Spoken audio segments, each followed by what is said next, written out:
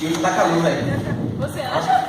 Tá muito calor, menino. Meu Deus. 3 meses sem chover. Isso aqui já tá no deserto. É isso que eu tô falando, né? E a gente tá fazendo aqui fora ainda, hein? Olha, pessoal, eu acho que deveria se reunir e olhar pela chuva. Ótima ideia. Não machucar ninguém, né? Vai logo. Então, vou dar a mão, né? Que funciona melhor desse jeito. Vamos lá. Rafa. Não. Vai ter um guarda-chuva aqui. Vamos lá. Querido Deus, Tá vendo? você poderia, por favor, Senhor, fazer chover? Não aguento mais. Eu também agradeceria se trouxesse Senhor gelado para beber. E água também, senhor, porque tá muito calor aqui. Não aguento Está mais. muito Vai. quente. Amém, né? Amém. Amém. Eu acho depois. Amém. Eu vim aqui para oração de 10 segundos. Obrigado por terem vindo. Eu te vejo tudo muito com o Rafa. Eu vou embora também, já.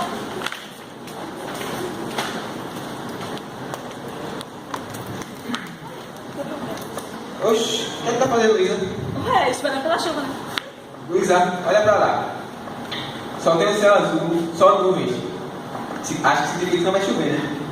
Lembra, a gente acabou de orar por isso.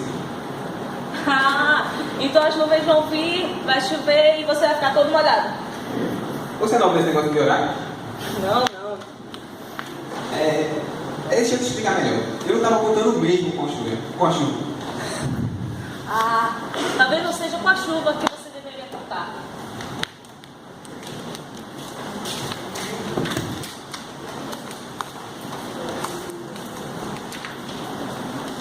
As pais. A peça que a gente apresentou foi bem curtinha, o nome dela é Guarda-Chuva. Mas a ideia que nós queremos passar aqui é que nós sempre temos que estar confiando no Senhor. Às vezes nós oramos, mas nós oramos apenas por orar. A gente não ora confiando naquilo que vai acontecer de verdade para quem a gente está pedindo. No Salmo 121, no Salmo 125:1, fala: os que confiam no Senhor. Não. Os que confiam no Senhor são como os montes de Sião, que não se abalam, mas permanecem para sempre. E que nós possamos estar confiando no Senhor. A gente pediu para elas que começa pelo exemplo.